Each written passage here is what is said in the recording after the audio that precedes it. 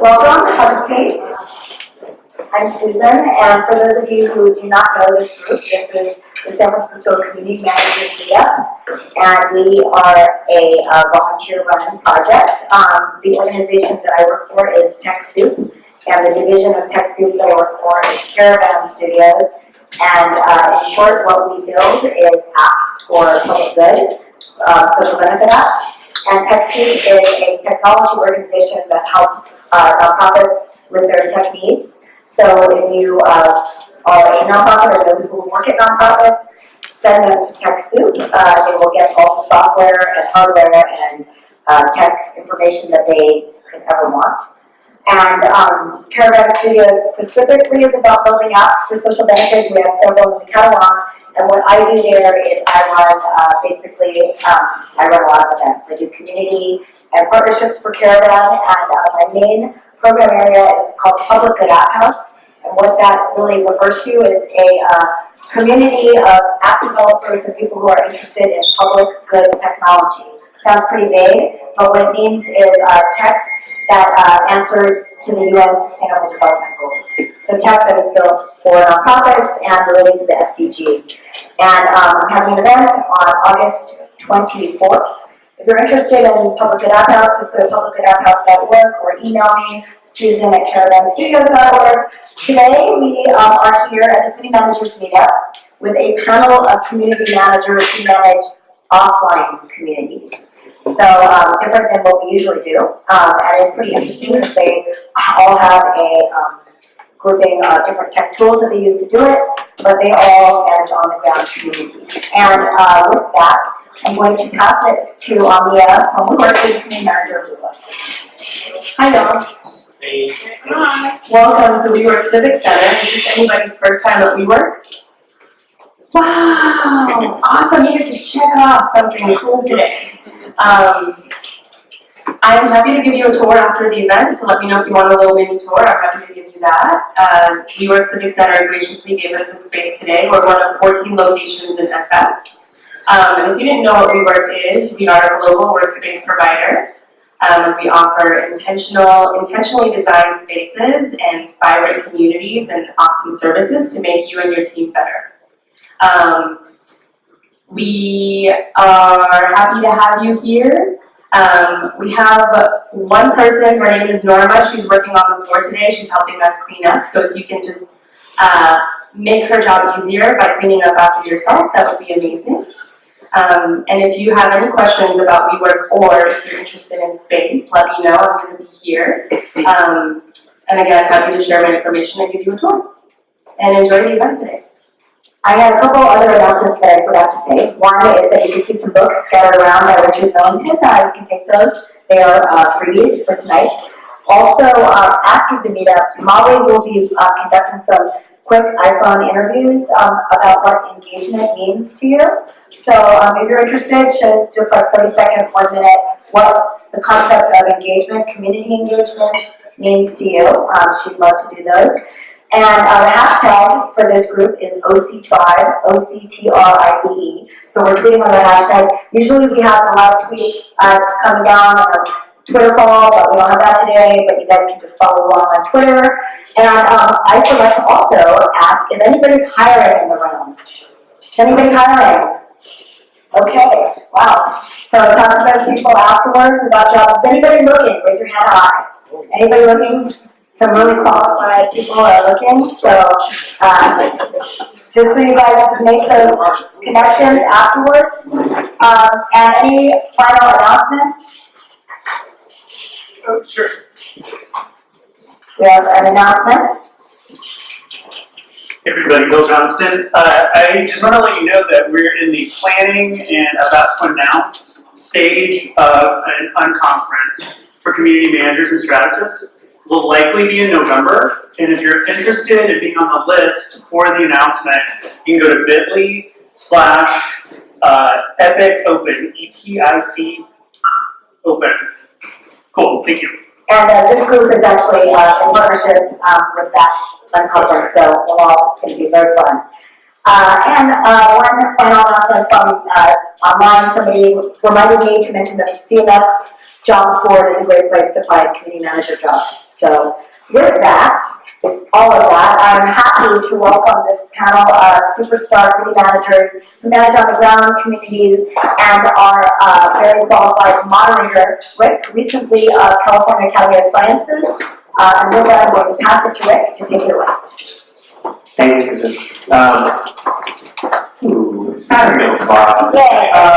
So, lots and of seats. we're streaming this, right?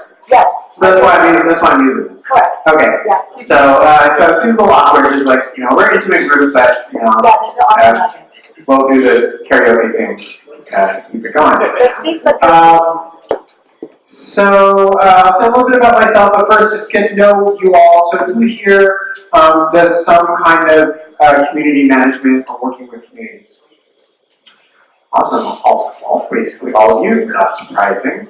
Who of you works with communities that are primarily, I guess, real world communities where they meet in the meet space? Yeah. Oh wow, great. Maybe great to have a couple examples. Could I just shout out like what are some of the communities that you work with? I work with in-house lawyers for tech companies. They meet in person. In-house lawyers for tech companies and meet in person. Okay. Oh, they are so exclusive. Bay Area people who sew. So it's Yeah, I thought it was interesting. any others? This one. We're soaking in it. Oh yeah. This is one. I work with white partner dancers to dismantle white supremacy in our fusion scene. Wow. Nice. That is Badass. okay. We need to talk. Okay. Did Oh, maybe great, just one more? Engaged philanthropy. Engaged philanthropy. Ooh, actually, I know some people in that space also. So yeah, maybe that helps us get a little picture of some of the different communities that we work with, and we will make sure. So my goal is to have some compelling questions at the beginning, but really open it up so that we get a chance to ask as many questions as possible. And are people in the online also able to ask questions if those come up? Great. So you can just wave your hand if any of that stuff comes up. So just a little bit about myself before I go into our panelists. Again, my name is Rick Panelists. I was most recently at the California Academy of Sciences.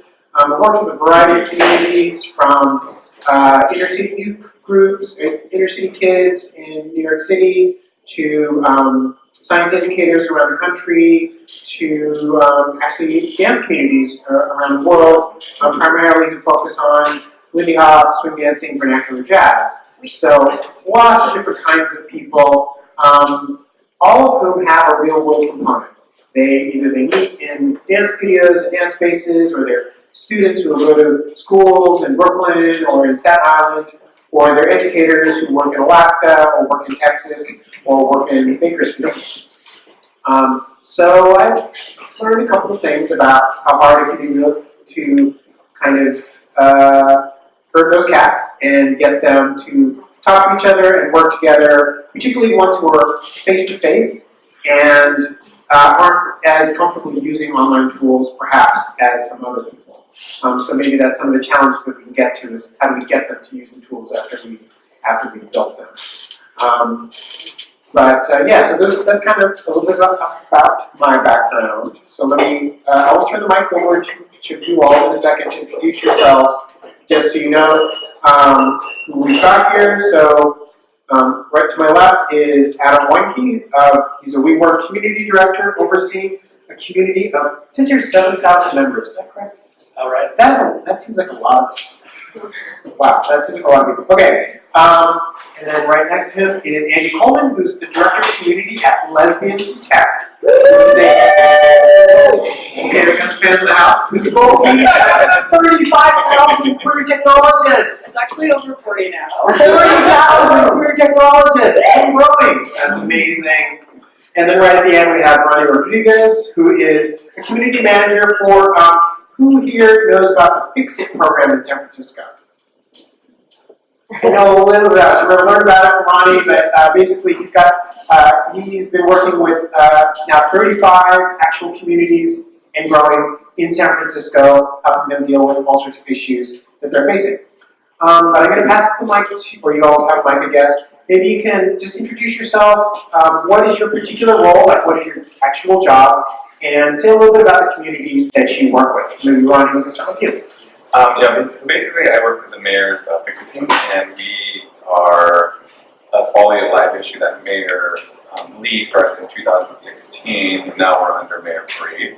But basically what we do is we take the data from SFPD and 311, and we go into the neighborhoods with the most issues.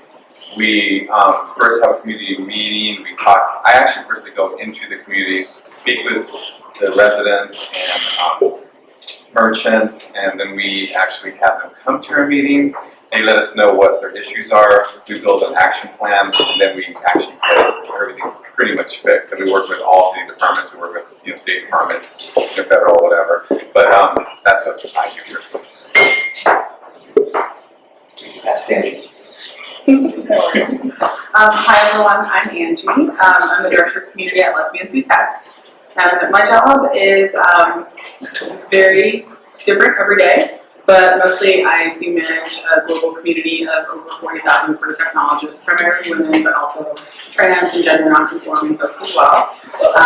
We have over 40 chapters, including international ones, and so we have meetups all the time. On average, we have about 300 events per year. Yeah, I run them all, mostly. It can be a lot sometimes, but it's also super fun. I really enjoy putting faces to names on email and all my community, bringing them to real life meetups, which is really fun. And I also have a big hand in curating attendees for summits and smaller events that we host locally. And so if you're in the community, you've probably gotten an email from me or like 100. If you ever want to reply back and say, hey Angie, I like that, because a lot of people think I'm a robot, and I'm definitely not. Cool, hi everyone. So for those people, as Anya said, that are at WeWork for the first time or have been to a WeWork before, welcome. We're very excited to have you guys here. As Rick said, my name is Adam. I am a community director for WeWork here in San Francisco. I have two other counterparts who work for me, representing the over 14,000 members that we have specifically in the Bay Area with WeWork. What does my job consist of? So I oversee a portfolio of buildings run by an amazing group of community managers, just like Omnia, who really manage the day-to-day operations of our offline community here within our space. Also leveraging that against the online community that we have from the over 250,000 members globally in, I think, 74 cities. Depends on the day, keeps growing. But this is an ever-growing community within the San Francisco Bay Area, from San Jose through San Francisco through the East Bay. I oversee a portfolio that consists of our 2 locations in the East Bay in Berkeley and Oakland, 5 locations in San Francisco, and then a few new locations that are popping up from San Mateo to Emeryville, another new building that Omnia is going to be opening in San Francisco. So really managing a lot of not only day-to-day operations, but a lot of the growth that's happening within the San Francisco market with WeWork, and really continuing to grow this community on the ground. Awesome. So you see we have an incredibly diverse panel, working with very intersecting, but I would say different populations at different scales. So San Francisco focus, kind of Bay Area and national, but all of them have some sort of real world component. So this will be the hardest question. Can you talk about what's a real challenging issue that your community is facing right now, and talk a little bit about your process for how you're addressing it. And you can go into either tools you're using or the kind of structures you're putting in place. And kind of give us a picture of like what are people wrestling with right now. Anyone can go first. I'll kick it off. It's a great question. So obviously one of the exciting parts about WeWork right now is the growth and expansion that we have, not only globally, but specifically within the Bay Area.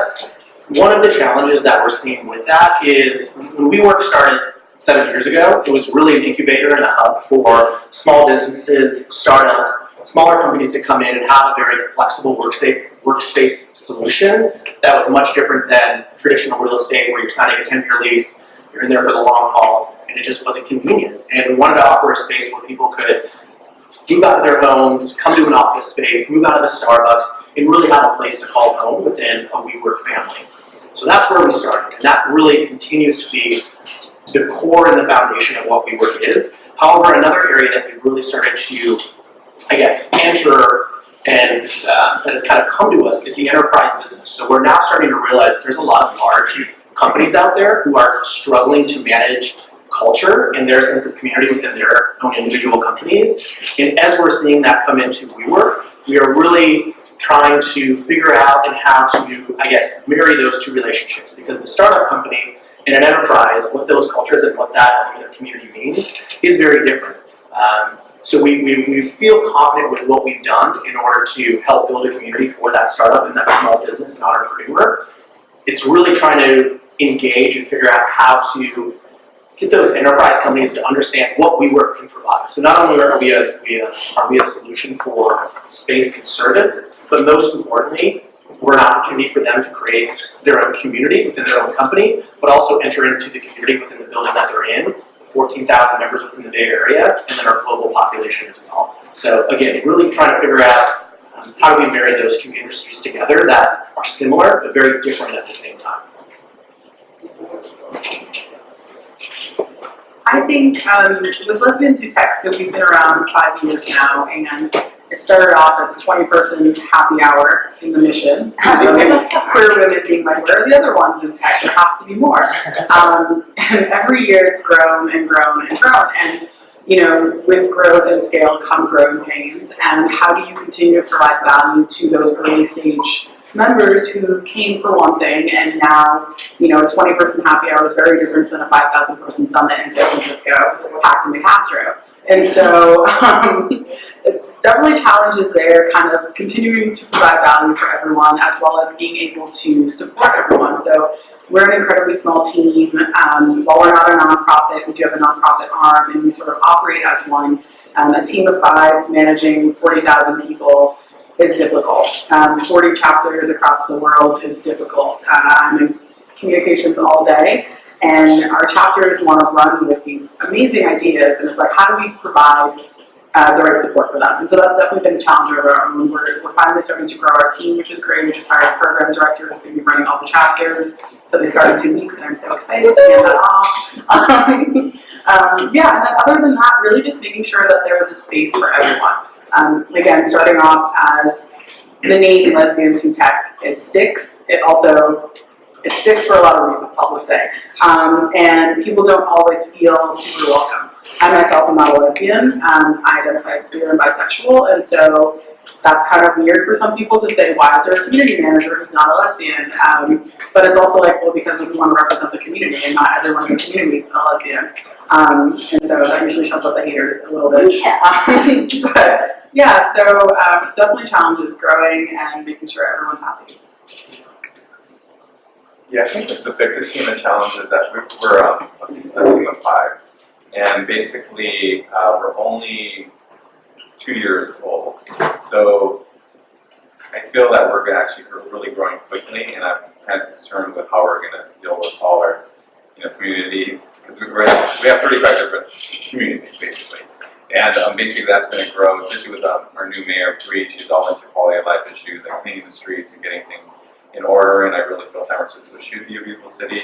So my concern is like, how are we going to manage all this? Because we collaborate with all city departments to get things done, so we're basically the ones saying you need to do this and do that, and that's kind of a concern. Right now we're actually working with 311 to change their app, so it can be more simpler for people to use, as opposed to being confusing. So that actually is going to launch, and because of Fix It, it's actually going to launch August 8th, the new app, which is actually really good. And another concern is basically getting people to the first initial meetings. That's a struggle, kind of. So we come up with a solution. Like I said, I'll go into our community and talk to every single person I can within that zone. And and I came up with this idea where I have the flyers for our community meetings. The merchants and the residents will take photos with it, and then we make a collage and call it City Faces. And this is City Faces, and it's actually fun. People like it. My director likes it. The maker likes it. The community likes it. So it's kind of cute. But so that's another concern, is getting people actually to the first meeting. But once they get there, then they realize that this is a benefit for them and everybody else. So then they start coming more and more. And I think most meetings people are concerned about people not showing up. So, but it's working out. So if I'm hearing a common theme, it's managing growth or managing sort of new markets that you're moving into, and really having a small team and having ever expanding number of people that you're expected to serve. Right? That sounds about right. So this is primarily focused on people who work in the online community space. So let's transition toward looking more toward the tools and the processes that you use. I kind of want to dig a little deeper into a story maybe you would have about something that was made possible through either a tool or a platform that you used that wouldn't have happened in any other way. And just I was trying to think of like, well, what have I done that couldn't have happened in any other way? And the example that jumped to mind was a virtual fossil expedition that I organized when I was in New York with Coleman kids, and I had urban teens in New York and in Chicago who were collaborating on a virtual fossil dig in Tanzania. Meanwhile, I had paleontologists in Tanzania who were digging at the time, giving them feedback on the things that they were finding in their virtual fossil dig. So this happened in Second Life, for those of you who are familiar with Second Life, and it happened over Skype, where they were in Second Life building these fossils that they were finding, and then over Skype they were talking to the actual fossil hunters who were actually being the fossil hunters.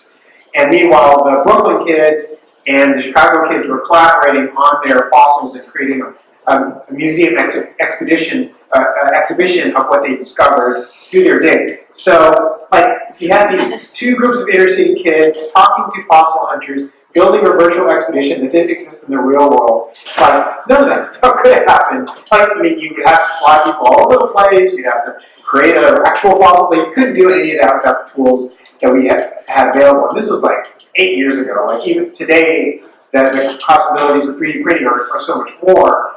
But definitely that was a community that couldn't exist without the tools that we were using at the time. So yeah, think about if there's any other things that you all have worked on that you think would have happened if you didn't have the sort of online-offline space that you created. Yeah, well, basically, not this past Tuesday, last week, Mayor Bree had this press conference for Fix-It with Fix-It, stating that she's going to invest $725,000 into the Fix-It team. And basically, it was kind of hush-hush, so we couldn't say anything really. And then 2 days prior to the announcement, we had to get, we actually had 40 people from our 35 different neighborhoods come to our meeting within 2 day notice, without even knowing what it was about, other than Fix-It's going to do something with Mayor Bree. And that wouldn't have been possible if we didn't use, we use Mailchimp and also Twitter. So then we actually had our neighborhood all come, and that wouldn't have been possible if we did use those tools for that. So that was actually remarkable because it was a Tuesday afternoon, 11 a.m. Nobody really knew what was up, but since we contacted them and we used the Mailchimp and also Twitter, they all showed up. So it was a success for everybody. I think for Lesbians Who Tech, social media has probably been the most instrumental in our growth, just getting the word out there that we exist. I can't tell you how many people come up to me and are like, I just found your Instagram, and I didn't realize that there was a community of lesbians in tech, and I'm like, yeah, we're here, we're here, it's loud. So that's been incredibly helpful, and just getting the word out about us. We've hired people who just found our social and been like, I just found out you guys exist and I want to work for you. And it's like, thank you, this is great. We got our last videographer from there, and they're amazing, and I've just taken our videos to another level.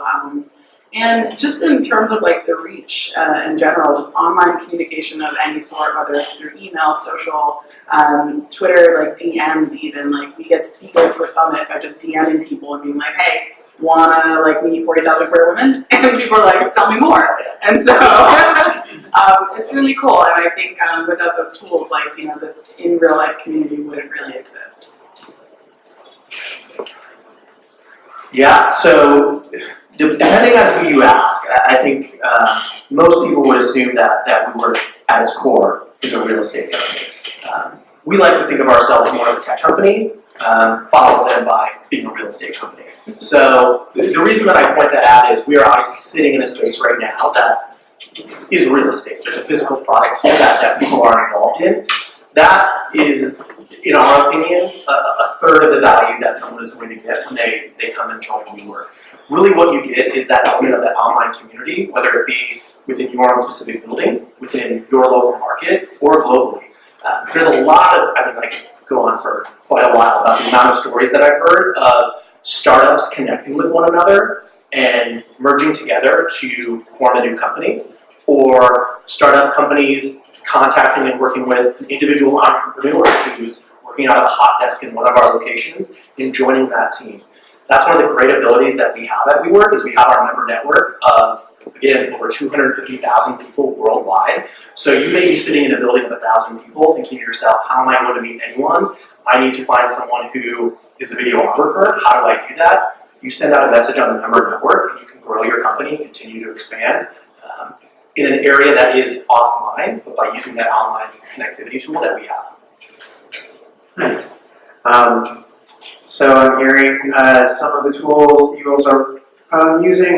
Twitter has come up a couple times, Instagram, MailChimp, probably other mail programs. So maybe why don't we break that down a little bit more? So when you go to your office and you kind of sit down and do your work, what's in your toolbox? What are the things that you pretty much every day or every hour is the one you keep going back to work with your community? What are the ones that you've tried out maybe that haven't worked out as well, and ones that people have really latched onto? So we're all kind of expert community managers in the room, so we actually really want to dig in.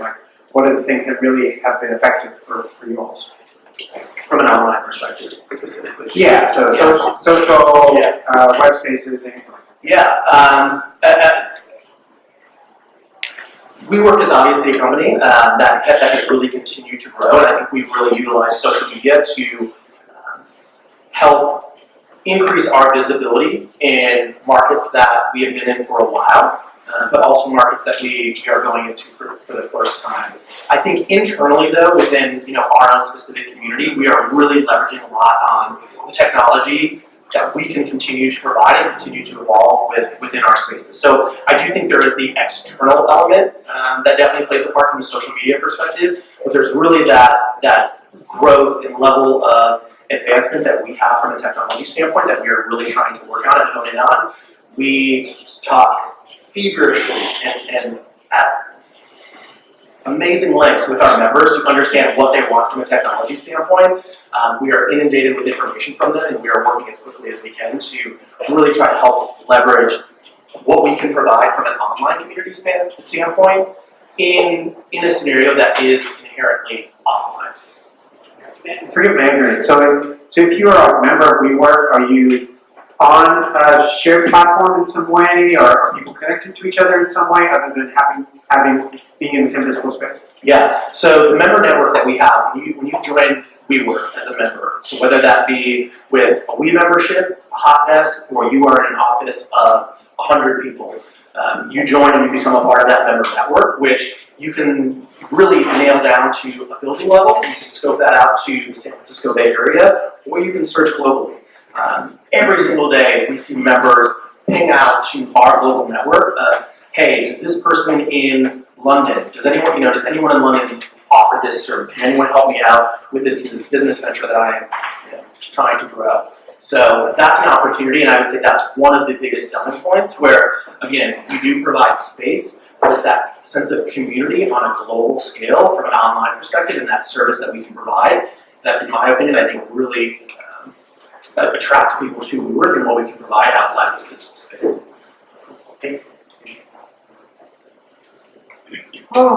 Tools day, toolboxes.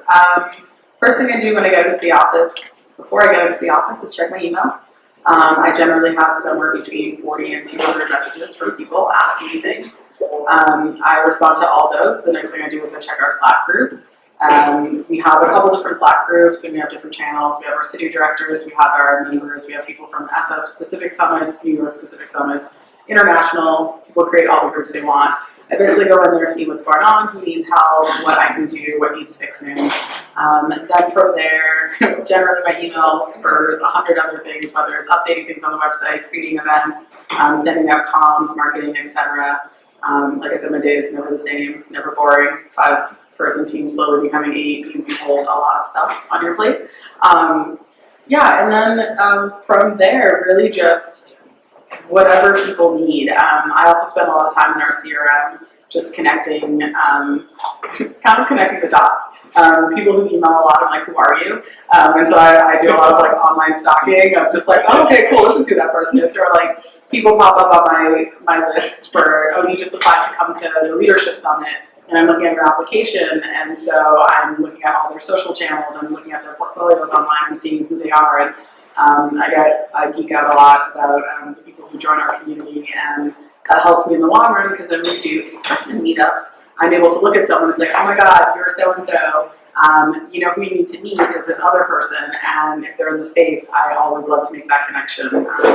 One time just by having, I had like a Rolodex in my head of all of our members, and like all of them. And I was in a space and this one woman was talking to me, she works at IBM and saying, I'm the only lesbian at IBM, I know it. And I was like, I doubt that. Also, see her over there, she's also a lesbian and she works at IBM and I'm gonna connect you to now. We just happen to be in the same place. And so that woman's worked at IBM for 20 years and literally this whole time I thought she was the only one.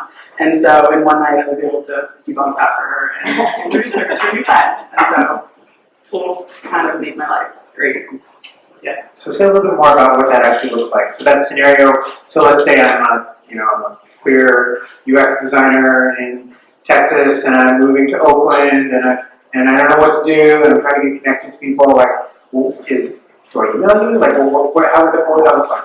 I do a lot of one-on-one email communication. Again, I'm not a robot. People think I am because I should probably be using 100 different email tools, which like I will for mass communications, but a lot of the times people are messaging me, they're pretty personal messages, they're specific wants, needs, asks. So actually this morning I just got a message from somebody in Chicago who said, my friend who is moving to the Bay needs to get connected to the queer community, 1, the tech community, 2, and 3, like they're hiring in an organization, like do you know where they can reach out? I figured you're a great point of contact. So the first thing I did is respond to them and I was like, hey Finn, like really great to meet you, thanks for the connection, Jamie. Let me add you to the Slack channel first, this is where you're going to meet our existing community. 2, I was like, I live in Oakland, so if you're coming over, let's grab coffee sometime. I'm happy to like learn more about your organization. I know thousands of people literally who are either starting companies, looking for jobs, hiring people, they're technologists, they're designers, etc. And it's like it's this infinite pool of resources that I'm more than happy to share with our community if they need them. And so, yeah, steps, add them to Slack, connect with them in person, and then also just see what else it is that they need, and like if there's anywhere in the community I can think of, either off the top of my head, hopefully I don't want to do a search, which is why I remember them all, off the top of my head and connect to you. Yeah. Right? Yeah, so basically, I start my day off, first to check my email, see what's up with all my community. Also, we use Twitter. Our official Twitter is the Fix It Team SF Twitter, so we have all our communities on that for sure. And then also I use LinkedIn and also Facebook for other things. But on our Twitter account, we usually basically post before and after photos, and also the community sends us requests. And since we get our data from 311, we actually use the CRM from 311, so I'm always actually in 311 checking on the different request numbers and different individuals that are requesting different things. But also, since we're so small, we only have 35 neighborhoods now. They actually text me as well, and also text my director. So it's kind of personal on that level. But I don't know how long that's stay that way because it's going to get bigger, especially with Mayor Bree. She really wants to work with us, and we're going to actually probably grow huge. So I don't know how long that's going to last. But yeah, basically we always use 301, which is a great service. If you guys don't use it, definitely at least call 301. They have a wonderful app. Does everyone know what 301 is? Maybe. Yeah, and that's actually that's how Fix It Team goes into neighborhoods. So it's actually great to use that because the more reports you make, the data that's growing, that's how we go into the neighborhoods. And also SFPD, but basically 301 for sure. And that is a great way to, they operate 24 hours a day. you actually do the app. We use the app all the time at work, and I love that app too. So I actually used to work for 10 years too. So, but they're a great resource. I mean, for any kind of question, city related, definitely call them no matter what it is. I mean, if you need like no trespassing signs, or you need the nearest homeless outreach person or anything. So it's definitely a great resource. You should use that. So we're very connected with them too. So I would use that as well. So, yeah, I have this picture of you going into your office and having this, like, kind of bat signal that people are putting up to say, like, hey, there's potholes on our streets, or like, hey, there's a homeless encampment, or we're having some challenges, can you help us with it, or, we could use some more trees, or whatever, and, like, you're actually looking at all that stuff, and then making decisions about, like, how to respond or getting to the community. Does that sound about right? Yeah, basically, yeah. Any kind of concern, we actually first research it, look into it, and then we'll contact whoever we need to contact. It could be Public Works, it could be SMPD, it could be the hot team, it could be almost anybody really. So we try to coordinate all that together, and the mayor's really big on us helping them. So, and also Nancy Alfaro, the director of Everyone's really supportive of Fix It too, because we're actually like, we're a team, we work together. So yeah, it's every day, it's something different, but also it's a lot of work too. But it's great fun because we're trying to make the community a better community for everybody. Workforce, people live here, people visiting. I'm big on tourism, and I want the city to be clean for everybody to consider that. Nice. So I'm not hearing any really kind of out-of-the-box kind of solutions. Sounds like you're using social, you're using email, you're using CRM solutions that are probably kind of customized versions of out-of-the-box CRMs. And but is there anything else that's like very different that maybe people could benefit from hearing about? And someone online asked a question which relates to that question, which is, do you have a standardized toolkit that you share with your local chapters for you, but it could apply to all of you? We don't really. The answer is no. Yeah. The answer on our end is also kind of no. But the new program director, Nina, who's amazing, is going to come in and hopefully build that for us. We do set a series of, we have guidelines, we do onboarding calls with all our city directors, we give them a kind of set of our design assets, as well as I do all the social media right now, and so a lot on my plate. So I do all the social media for the entire organization, and if they need to do any marketing for their event or promotion, I handle that. I relay that with our designer. And then outside of that, again, we're available. We were just chatting on the phone with our Seattle City Director today, who is trying to plan this event with the Seattle Storm, I think. I don't know much about like sports, but doing something with them, and it sounded really fun, and so I was helping create the event today and started the marketing plan for that. So kind of, but not as much as there could be, but there absolutely should be an online toolkit, especially even just for communicating with the existing members, which is a challenge sometimes for the chapter leaders who aren't plugged into our database and everything. Are the individual chapters in Meetup or Eventbrite or?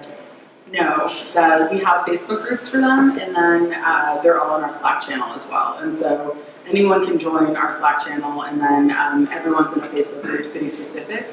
And we're also rethinking that entire strategy. I personally don't love using Facebook groups. Not a lot of people have them, and there are issues with Facebook, and then like using that on its own is a whole nother mess. We had Cheryl Sandberg come speak at our last summit. That was interesting. And so we're rethinking that whole thing, and hopefully that's, our program director will have a plan for that. I would say kind of as well. My answer is pretty short.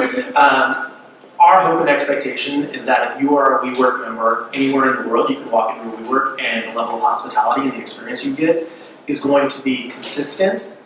At the same time, we want to make sure that the experience is localized and fits that local community. So the community in Berkeley is very different than the community in Oakland. And those communities are very different than a community at Civic Center or a community in the financial district of San Francisco. So we're talking about a 10-mile difference. Those communities are different, but the level of experience and hospitality, in our opinion, should be the same. And that is something that we do drive from our service. Awesome. We had this question that came in earlier that I wanted to make sure I represented, since that person thought it had been sent to us ahead of time, which was particularly about hacker spaces. So really, probably either of you can respond to it. So basically, the person was asking, like, are we getting, like, are we reaching market saturation with hacker spaces? And I think it's about, like, where are we at with the spaces for people to get together who are interested, who are part of the hacking community, probably focused in the Bay Area, but any other information that you all have? Yeah, I mean, Meetup is a great example. Environments like this where people can get together and have a conversation about whatever it is they want, and really, again, have a conversation and really make it their own. So that is the idea, and that is the purpose of Meetup, and I think tonight is a great example, and that's why, the partnership that we have, the connection between WeWork and Meetup is so close, and it's something that when we acquired Meetup was really something that we wanted to grow and really continue to make a big part of our communities. I don't necessarily think that the market is oversaturated, and I say that just because there are so many different types of people and groups that need space to exist, and that while it might feel oversaturated for one population, doesn't necessarily mean it's oversaturated for another. And I think that's something people tend to miss when they, want their things like, WeWorks are popping up everywhere. How many freelancers are there really? And it's like, I mean, there are billions. Like there are billions. It's the whole economy is changing, and to kind of keep up with that and continue creating spaces for those people is really important. On the other end, in terms of like hacker spaces, I mean, hacker is such a, what does hacker even mean in today's age? I'm thinking of like Angelina Jolie right now, but like that's the point. Way back. That's what I think of when I think of hackers, and I'm thinking of like hacker spaces, and are we all hackers in our life? Like everyone has like hacks, everybody has hacks to make things easier. Everyone's looking for shortcuts or just automation or better efficiency. And I think like this idea of hacker spaces just really means having a space where you can do what you need to do and make it your own, and not in itself. Like I don't think that there could never be too much of that. Yeah, so that's all I have to say. You want to add anything? Well, we don't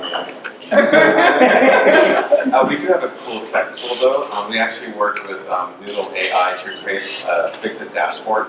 And basically the dashboard overlaps all 311 requests, SFPD requests, Fix-It requests, and then we're trying to get CBDs, which are private little organizations in neighborhoods, overlapping too. So basically we can see the whole entire city's issues all over, which is kind of cool. Wow. And yeah, it was only created for Fix-It, but now everybody else wants it. So we're trying to keep it under control. So that sounds actually yeah, it's actually cool. So you can see the whole entire city, and like it's all 311 requests, all SFPD requests, all Fix-It requests, and then they were doing like CBDs, which are private little community benefit districts, and you can see everything that's going on. So it sounds like it was powerful data visualization of the status of the city. And then we can see what's going on, how long is there, how long what we need to do. So, but now every other department wants it, so we'll see.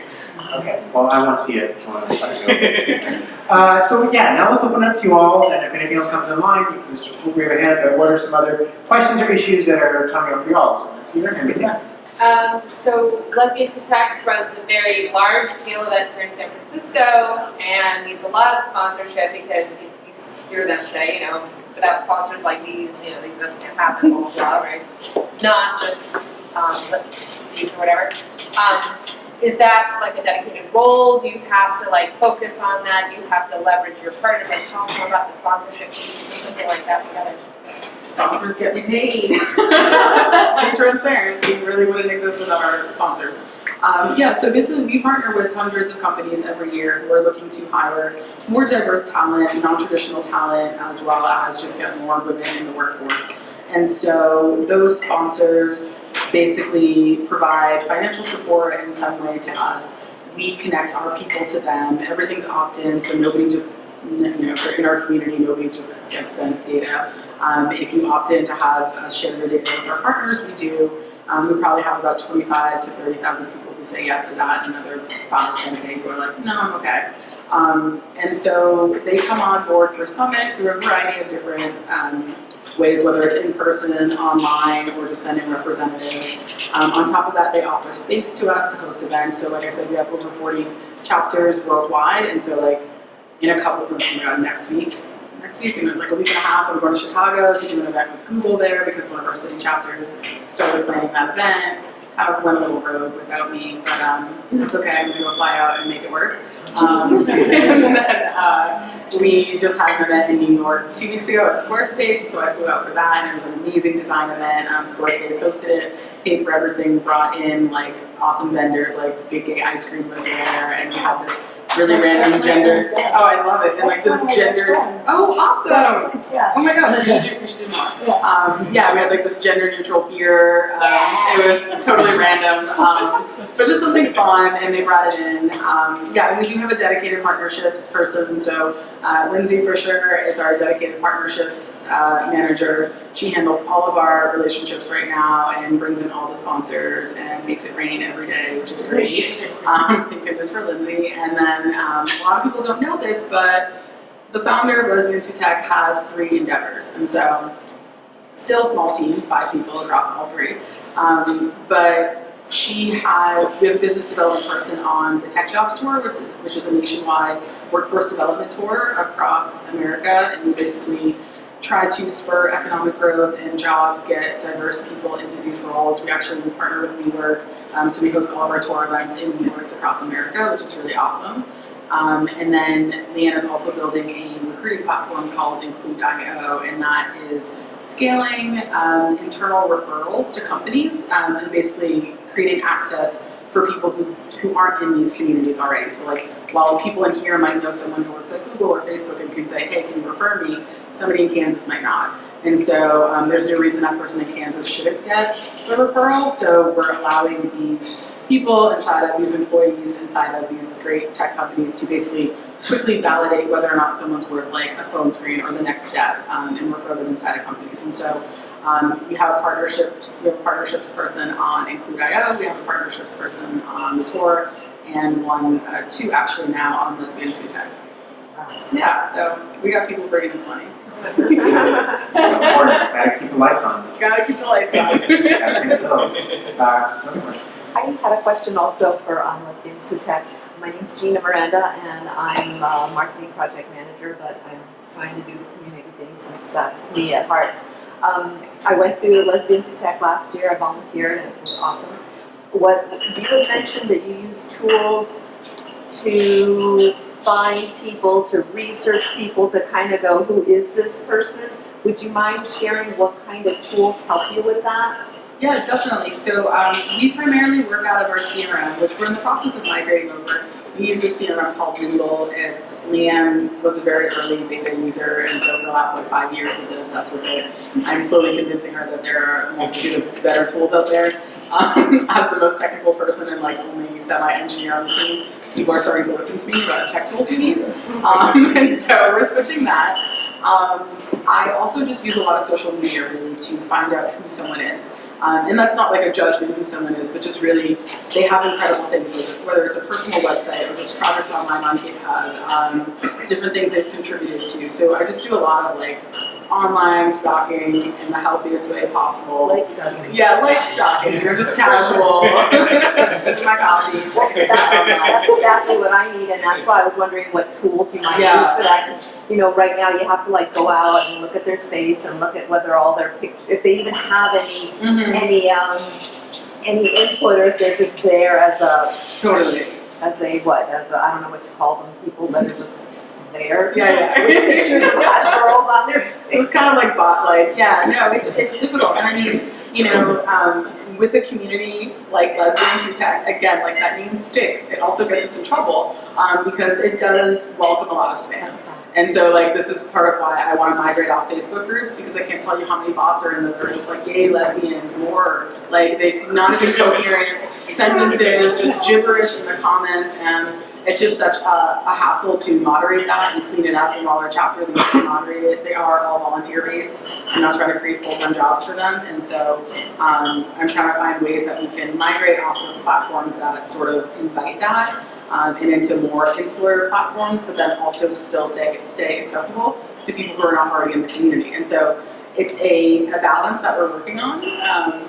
hopefully, maybe someone will build a great tool, maybe we will, maybe someone knows a great one, that would be better, but so far Slack has been a lot easier to moderate, because anybody can flag something, anybody, we have more moderators inside of there versus the individual chapters, which are segmented already. I was gonna make a shout out for Mission Box just built a white label social network community tool that's pretty cool called Mission Box Communities or something, and that's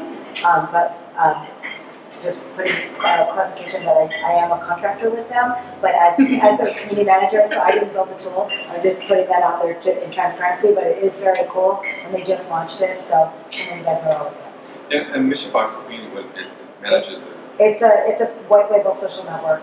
So it's like, not everybody wants to have their Facebook associate or even be on Facebook at all. So it's a white label social network and online community engagement platform. Awesome. Here. I work for a B2B SaaS company, so we're not like, I'm basically throwing events for very educational programs for lawyers, And what I'm struggling with is that they don't really know each other. A lot of these lawyers are insulated, they're often working by themselves, they've left the law, come to work for these companies like Lyft or Uber, and like they're just by themselves, and they really don't connect with each other. So I'm doing these events, and I'm really struggling with finding the influencers in my community. Like, how do you guys identify your influencers? Because these folks don't like to be on social.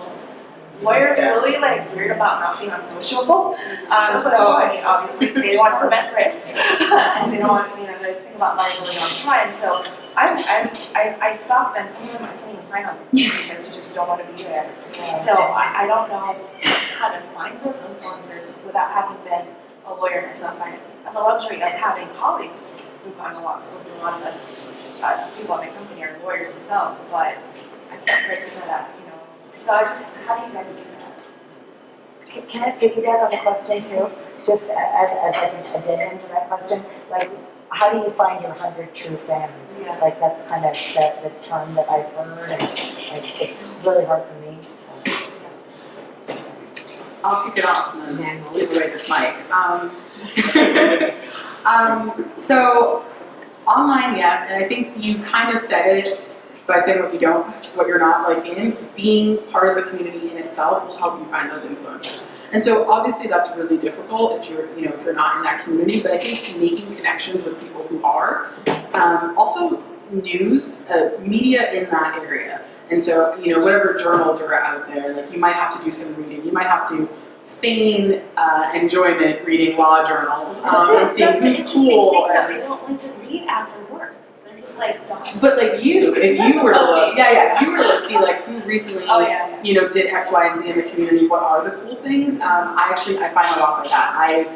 While I network and find the influencers in my community or online, I also just read tons of tech news. Every day I literally have lists of this person's school, this person's school. Last night I just found out about this black woman who works at Etsy, who's a trend setter there, who literally her job is to set trends. And I'm like, you are cool, and you make the homepage and you're just this is in. And I was and so to me I'm oh, you're really awesome, and now you're on this TV show. Again, I did all the stalking the other night. And so you just sort of, you look in this, you have to really total immersion into that space.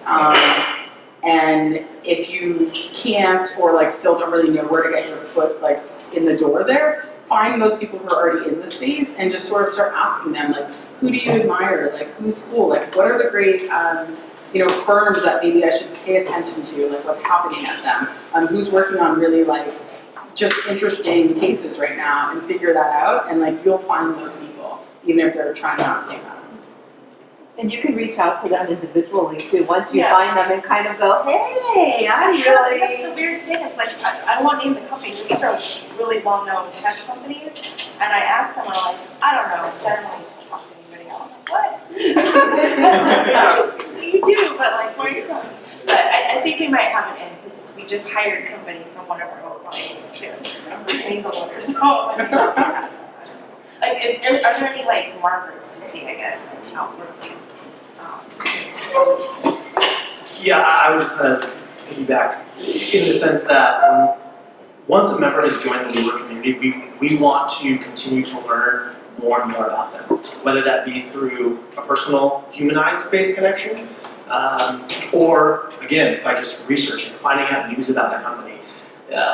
I'm so amazed when I go into our spaces and our community teams have curated an experience for a company who is celebrating the smallest thing to a huge valuation. And it's funny, a lot of times it actually comes to the surprise of some of the employees because it's something that is just in the news. So I think we continue to try to do as much outreach and research on our members, and specifically those members who I would say don't openly engage with the community. So we would love to think that in a building of 1,000 members, all 1,000 members are going to just interact with their community team at the community bar. That isn't the case. That percentage of members who do are definitely a big part of curating events and creating that experience. But for us, we want to also connect with the 90% of people who aren't going to do that and are here for the intent tour, which is what people are doing at WeWork. But we want to curate an experience that is personalized for them as well, and we do really put a big emphasis on learning as much about our members as we can and really highlighting the successes that they have to continue to curate the space. I have a follow-up question, sorry to time. Do you guys have like any scales when you screen, like are there, I don't know what the word is, but like number of followers or like how wide is their reach? I mean, do you measure that or do you like use kind of sort of scoring? That has been like something that the team is talking about. Like we do lead scoring obviously for sales on the sales side, but like for me, like I want to track those people who might be on the tip of being a superstar in the legal community. So like how would you go about measuring who those people are? Yeah, that's not something that falls in our realm. As someone who curates a lot of the attendees for things, I actually get asked all the time for every event to create a skip the line list. And that is our top tier people who have either registered for an event and we want to get to know them more like personally. And so it's like, hey, I usually email them and like skip the line, come meet me at the front, I'll let you in. And so in order to do that, yes, I do kind of look at, in Lesbians Who Tech, because we're primarily focused on technologists, like I'll look at people, where they work, what are their titles. It's like pretty much the baseline of, are you cool? In that one realm of, do you get to skip the line? We're trying to build connections and build relationships with more companies. So the second thing for me is, do you work somewhere where we don't already have a relationship? Because I absolutely want to get to know you. I just connected with the engineering manager at Netflix because I let her skip a line at our GitHub party a couple of months ago, and now we're chatting about sponsorship. And I'm like, great, that's how you get it. And then outside of that, like when we're thinking about speakers and like draws for events and like who we can have that's going to really be big in the community, I also just look at, again, like, their social, online, what they've done, if they ever pop up in any news, like just doing Google News searches and being like, what's the most recent news that's been out on them, if any, and if there is something, it's like, oh, people are talking about them. I was able to just find this really awesome person at Google the other day about how they're working internally to change a lot of the touch base on a lot of the diversity issues they're facing, especially around women. And so finding that article was just like, oh, who's this person? I need to know them. I emailed them, invited them to Summit, now they're coming, and that's it. And so just really a lot of online digging. Yeah. Ronnie, I want to know how you find influencers in the 35 communities you work in. Well, basically we're really offline, so we actually do community engagement. So we're out there in the community, talking to people, engaging with them, and that's how we get people to get on. We got to come online, but that's what we usually do is that. But like you said, there's a lot of research. So if you're looking for people or want to connect with people, definitely research.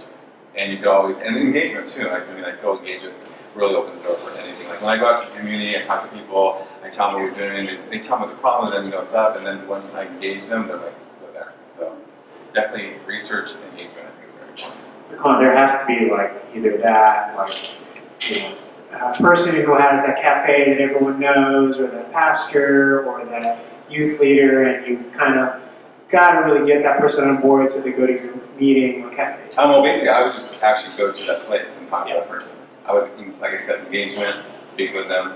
They usually have something to say or something they want to get done or accomplish, and it's like fishing. Once you catch them, then you bring right in. So, but if you target something, just go there and do what you got to do. But you don't steal their identity. you know. Not yet. No, that kind of fishing, sorry. Sorry. I think we have, Jason, you haven't had a chance to ask question yet, so what do you? I don't have any questions at the moment. Okay. I just wanted to make a comment about the legal stuff, because I went to Hastings, so I know a lot of lawyers, which had to do with that. You know, there's a place called the Practicing Law Institute here in the city. I've actually taught a course there. I would also say, you know, like a lot of the stuff that people have said, you know, the Bar Association, news, all these local schools, I would survey your members, where did they go? You know, reach out, you know, so yeah, a lot of it is sleuthing, because yeah, as a group, my peers are, you know, Yeah, and they for have other to folks, like I'm friends with the ED of like the Minority Council Association here. It's just, it's an interesting community because they're in-house, they're not in big law. And they, yeah, they faded. yeah, they On purpose. Sorry, yeah. Thank you.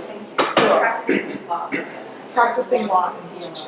Oh, Yeah, yeah. Oh, I know by that. Yes, I heard. So we'll get your question in a second, but I did want to flip the script a little bit and talk about the other end of your community. So what are your mechanisms or processes or tools that help you to know the people who are most in need? Maybe the people who are in crisis or marginalized or really need that help. And you know, I think the influencers are great to know about, but it's also really neat to know what the pain points are. And the person who's just like, yeah, I'm sick of WeWork, I'm ready to go. My company's about to exit. You know, the tech industry sucks. Like, I can't stand being the only lesbian in my company. Or, like, my neighborhood is a disaster, I'm just gonna go back to my parents in Omaha or whatever. So like, how do you know where the people who really need that support are? Well, basically, with city services, I mean, like I said, you know, we are connected with 301. We also have the Noodle AI dashboard, so we can actually see the most problem areas. And like with 301, anybody who makes a request has all the requests about those issues. So we would actually go into, like, the Fix-It team actually goes into the area with the most issues. So we meet the people with the most issues.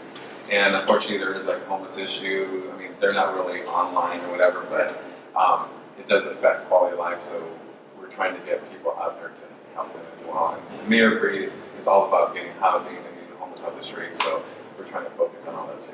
And she's been like walking with Fix-It, like in the tent. I don't know if you've seen it. But I saw it on the news. She walked right here, actually. Yeah, exactly. I just saw it. Yeah, she's walking with our director, and she's also walking the Tenderloin, and those were like unannounced. She told us like the same thing. She like, you know, like they'd be out to clean it. It would be sparkling every time she got here. But she's on it. She doesn't want people to know.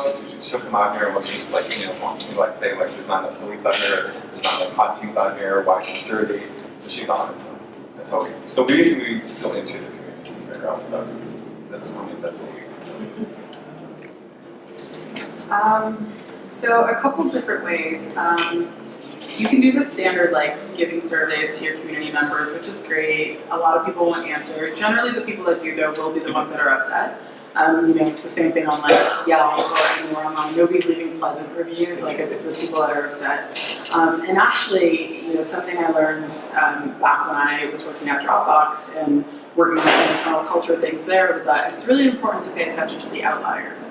It's really, really important to pay attention to that 10% of people who are unhappy and on either end of the spectrum. So actually outliers being either the really unhappy ones or the super thrilled ones.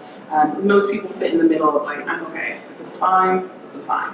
And so with what I do, basically people email me all the time, and you know, we don't have like a support person. People come to me because I run the community. And so if they have an issue, I always take the time to chat with them. And again, sometimes it is a lot. You know, God, lesbians have a lot of feelings, and yeah, I can say that. They do, and I get novels sometimes. You know, like 8-10 paragraph emails that are like, so I wanted to start with, and then it just keeps devolving into just like until it's so angry at the end, and I'm like, oh my gosh. And I'm like, well, let's just take it back. Do you want to, you know, like, I always respond to them. I address every point. I always offer to chat in person if they're in the space, like in an area where we can meet in person, or on the phone if not. knock on wood, to this day, I have a 100% success rate of turning around the angry people in our community. And that's because I listen. It doesn't mean I can always make the changes because I'm not the boss. I don't manage our phones. I can't just magically hire 20 people so that people are supported. But I can listen, and I can empathize, and I can let them know that I hear them, which I do. I can relay the messages on my team. We can sit down, we can talk about it. We can make solutions. I can go back to those people and say, so this is what we're able to do. And this is all we can do right now. This is where we want to go. When we get this, this is what we can do. And like, if you have any other advice, which I always ask anyone who's angry, I go, if you have any exact things that you want in the nicest way possible, you have an idea and a plan ready to execute, let's chat because I'm willing to do it. If you're really, like, a lot of times people will get stumped then because they realize, oh, I was just ranting. That's cool. You know, I don't complain unless I have a solution. So I realize not everyone's like that. But you ask them that, and it's pretty easy to go from there. I've literally been able to, like, people get angry at the most random things, and it's really important to listen. Like, I didn't realize that people thought our organization was 100% white, like in terms of the staff. We have like 3 white people. I mean, like, we're 5 people. We're 6 now, actually. We're 6. But we have like 3 people of color and 3 white people. And I was like, I don't know, it's pretty like half and half. The founder's white, yes. But I had wrote a newsletter once and used the term like dope as fuck, like AF in the title, announcing some of our speakers. And this person wrote me back really angrily about appropriating African American vernacular because they thought it was a white person that wrote it. And I was like, that's really funny. I'm the person that writes the emails, and I'm black. And of course, the person that was writing to me was a white person. I knew. I know nobody else is yelling at me about this. And so it's like things like that where, you know, then it raises the issue of like, oh wow, like our language is really important to our community, and like maybe then like people need to see us. Like, we've been behind the screens for so long that like, you know, people didn't really know who I was, and that was like what prompted a lot more in-person things. We recently did like a campaign online of Meet the Team to like showcase who we all were. Like, listen, we're not just all the founder, and we're not all going to speak like the founder, and we're gonna represent the community, and this is how I speak, and so I'm going to use that language. Someone writes another email, they're probably going to use their language that they feel comfortable in, but that's okay because we're all allowed to be ourselves here. That's a long answer, but yeah. Sounds like a novel, something like that. That's my novel. We have a lot of ideas. Yeah, I would say there's 3 big things that we really try to employ. Number 1 would be a sense of urgency. So when our members come to us with issues, we aspire to connect with that member, most likely electronically, within 10 minutes. So hopefully we're doing that. Oh yeah. Yeah. We try to have a sense of urgency with that on attacking small items that are being brought to our attention. So that's everything from HVAC to internet to you name what could come up within a building. We want to have that sense of urgency to attack that issue. The second piece would be the personal touch. So to add on to that, if a member is coming to us with an internet issue, we want to make sure that not only do we respond to sense of urgency, but we are going to them and having a personal connection. It's one thing to try to guide someone through a technology issue through email. It's another to walk up to their office and take that 5 minutes and really have that personal connection. And I do think that that's something that we really want to try to employ. The second piece to the personal touch would be knowing that when a member is really trying to or I guess moving to a point where they're outgrowing the space, they're coming to the end of their commitment term, we want to try to connect with them on a personal level and get in front of them, I would say 2-3 months in advance of when we know that's going to be happening, so it doesn't come as a surprise. And I would completely agree with, there's the 10% that are, you know, always very loud, and the 10% that are always very happy, and then that median, it's how do we connect with that median on a personal level so that we aren't surprised when someone's coming to us saying, hey, we've outgrown the space and there's nothing here for us. The third part would be teamwork, and that's where that last part really comes in. As companies within WeWork are continuing to grow, or maybe a company is going through a challenging time and they need to find a smaller space at a lower price, we really want to try to work together as a team within the entire Bay Area community to try to find the best solution for them. And that really is that focus on not being so siloed within one building that a community team is in, but really thinking big picture on how can we enhance this member's experience and their time with WeWork, whether it be within Civic Center, or maybe it's a move to Oakland, or maybe it's a move to a building in the financial district. We really want to try to meet their needs as best as we can, working as a team. Awesome. I am mindful of time, so do we have time for one more? Should we wrap now and take it to One personal more conversation? one more question, then we can break up the network, and I have to make a thank you to my sponsors, whom I forgot to thank, because you mentioned them, yeah. Okay, so last one and then. You asked my question for me, thank you. Oh, wow. Is there another question that you're bringing, anyone else? I don't.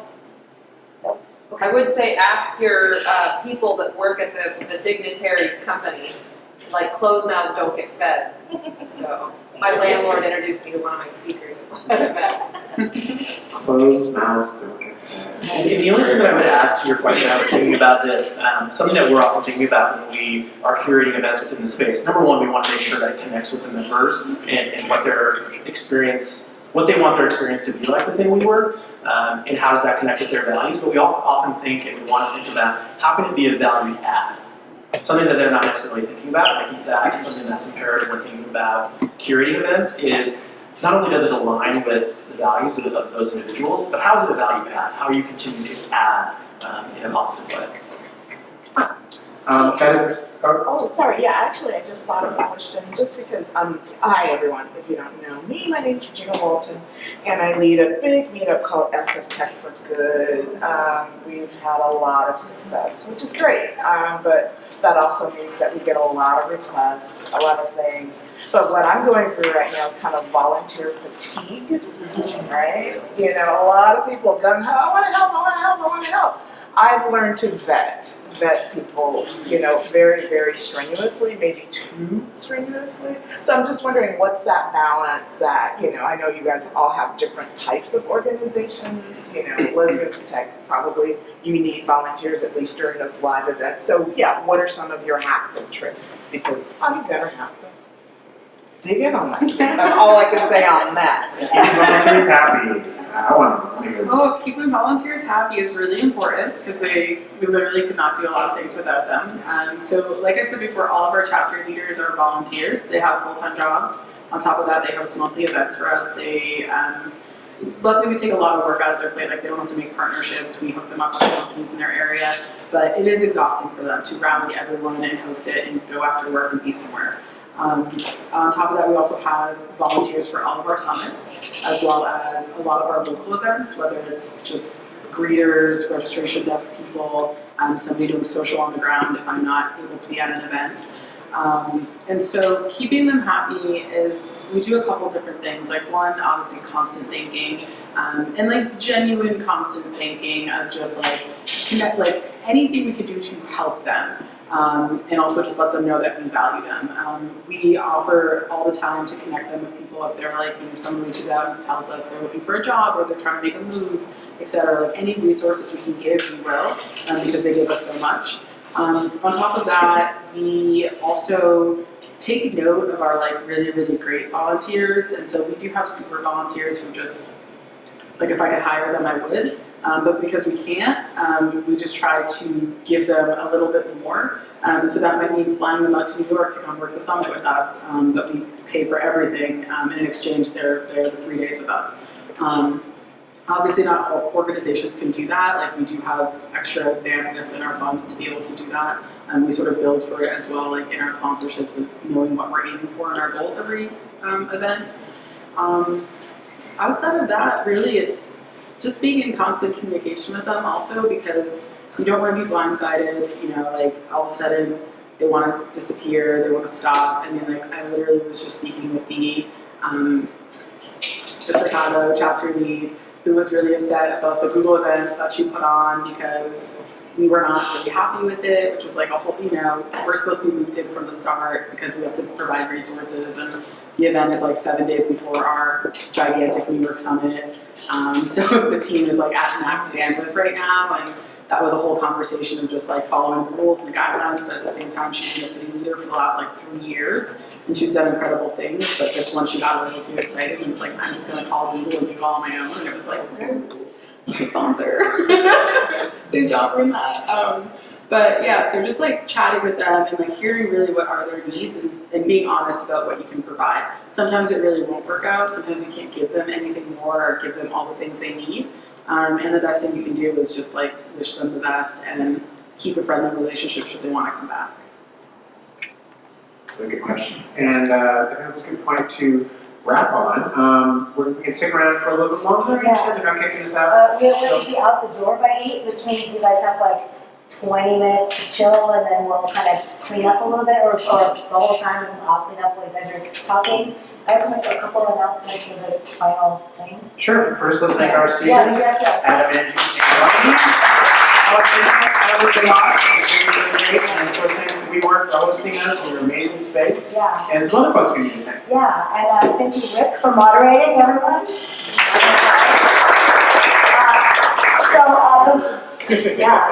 So one more time, who's looking for work? Raise your hands. Who has jobs? Raise your hands. Talk to those folks. She does too. Okay. Okay. Thank you to Salesforce Community Cloud, our sponsor of this meetup. Thank you for WeWork for hosting. Super appreciate it. And thank you to our volunteers. I totally forgot to do that as well. Jillian and I'm mispronounced your name again. I'm sorry. Jillian and Rose and Mark and Molly, my co-organizer. So thank you guys, and see you. And if you haven't signed up for Meetup, it's meetup.com/OCTribe, and you can find out about next month's.